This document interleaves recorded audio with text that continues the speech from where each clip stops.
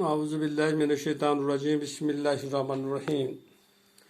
میرے پنجم جماعت کے تمام طلباء و طالبات السلام علیکم ورحمۃ اللہ وبرکاتہ۔ چونکہ آپ جانتے ہیں کہ ہم نے کل جو آپ کا سبق تھا ہوا ختم کر دیا، مکمل کر دیا، اب اسے آگے پڑھیں گے۔ یعنی اس میں جو ہمارے سوالات دیے گئے ہیں ان سوالوں کے جواب ہم اپنی کتاب میں ڈھونڈیں گے۔ تو کچھ الفاظ ہے توانائی، اس کے ہمیں معنی بتانا ہے۔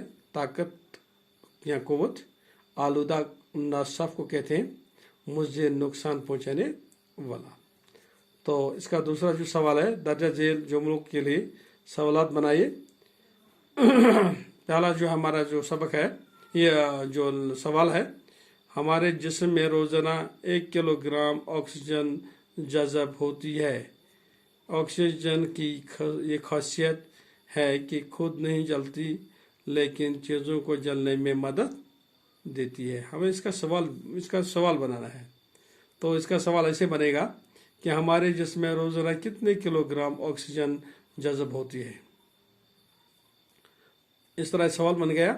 اس کے آگے آکسیجن کی خاصیت کیا ہے، کہ کیا خاصیت ہے کہ خود نہیں جلتی لیکن چیزوں کو جلنے میں مدد دیتی ہے۔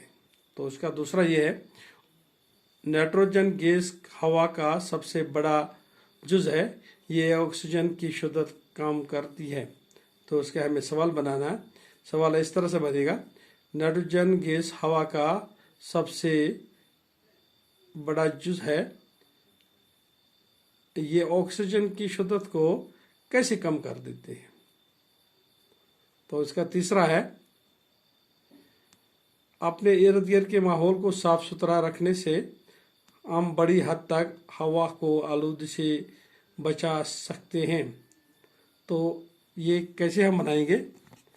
کیا ہم اس کا سوال بنائیں گے، کیا ہم اپنے ارد گرد کے ماحول کو صاف ستھرا رکھنے سے ہم بڑی حد تک ہوا کو آلودہ ہونے سے بچا سکتے ہیں، اور کیسے بچا سکتے ہیں؟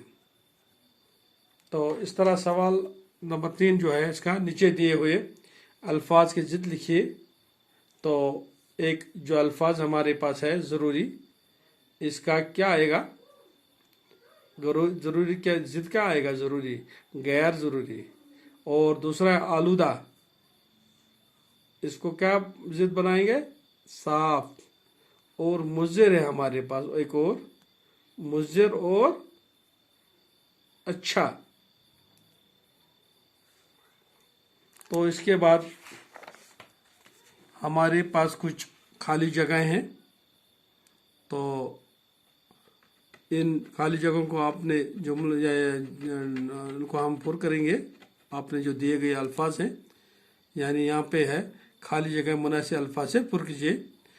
پہلے لکھا ہے آلودہ، ضروری، مادہ، پیڑ پودے۔ ہوا ہماری زندگی کے لیے ڈیش ڈیش ہے، یعنی ضروری ہے۔ ڈیش ڈیش ہوا کو صاف رکھتے ہیں، یعنی پیڑ پودے ہوا کو صاف رکھتے ہیں۔ اس کے بعد ہوا ایک ڈیش ڈیش ہے، ہوا ایک مادہ ہے۔ اور اس کے بعد دھوئیں سے ہوا ڈیش ڈیش ہوتی ہے، دھوئیں سے ہوا آلودہ ہوتی ہے۔ بس آج کا سبق بس اتنا ہی ہے۔ میرے عزیز طلباء و طالبات السلام علیکم ورحمۃ اللہ وبرکاتہ۔